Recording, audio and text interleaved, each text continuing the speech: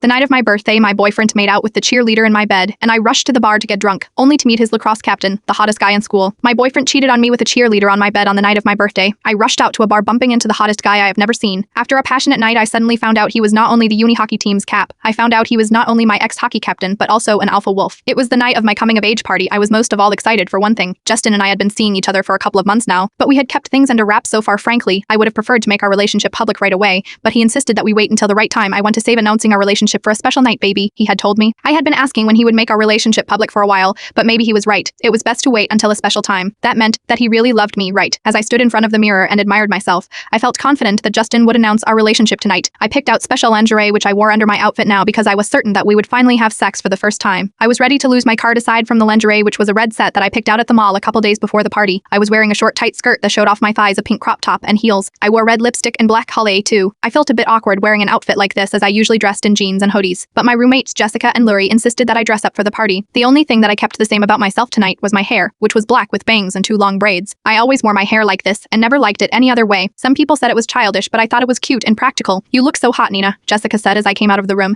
The guys are gonna be all over you. I didn't say anything about Justin. Even my own roommates didn't know about our relationship. Lori looked at her phone and took another swig of her beer. Everyone should be here any minute, she said in her low, sultry voice. Just then the door burst open with the first guests arriving. The group of guys and girls flooded in carrying cases of beers and whooping and hollering, excited for the party with a grin. Jessica cranked up the music and started greeting people while I stood awkwardly in the middle of the room. Lori walked over to the couch and sat down scrolling on her phone. She really only ever came to parties for food and drink. Soon enough, the suite was full of people. The LED lights flashed red, green, and blue while the music played loudly and the guests started getting excited and playing games. The main attraction seemed to be the bar table where the boys competed like their lives depended on it. But people also hung out around the seating area, played games, and talked on the balcony. A while into the party, Justin finally arrived. I got excited, but instead of coming over to me and greeting me, he simply made a beeline for the bar table and joined the game. During a lull in the game, I sent Justin a text. Might. Well, are we gonna announce it? I watched from the corner as he pulled out his phone, read the text, then pocketed his phone again. He looked at me and subtly shrugged, then returned to his game as though he didn't even know me. Are you okay, Jessica said, coming over to me with an extra drink in her hand for me. I shrugged. Was not much of a partier, that's all. I said. You just need a little courage, that's all, she said, clinking her bottle with mine and taking a big swig. I looked down at my drink and frowned. Jessica was right,